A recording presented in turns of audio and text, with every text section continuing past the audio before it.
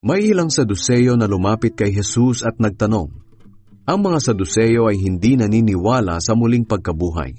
Sinabi nila, "Guro, ayon po sa batas na isinulat ni Moises, kapag ang isang lalaki ay namatay na walang anak sa kanyang asawa, dapat ay pakasalan ng kapatid niyang lalaki ang naiwan niyang asawa para magkaanak sila para sa kanya. Ngayon, may 7 magkakapatid na lalaki. Nag-asawa ang panganay at namatay na walang anak.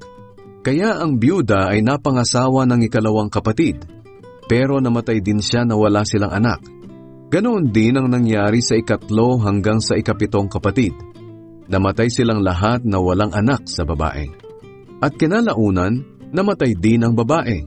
Ngayon, sa araw ng muling pagkabuhay ng mga patay, sino po sa 7 ang magiging asawa ng babaeng iyon dahil napangasawa niya silang lahat?"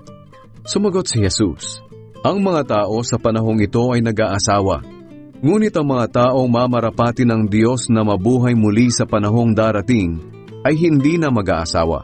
Hindi na rin sila mamamatay dahil matutulad na sila sa mga anghel. Sila'y mga anak ng Diyos dahil muli silang binuhay. Maging si Moises ay nagpapatunay na muling bubuhayin ng mga patay.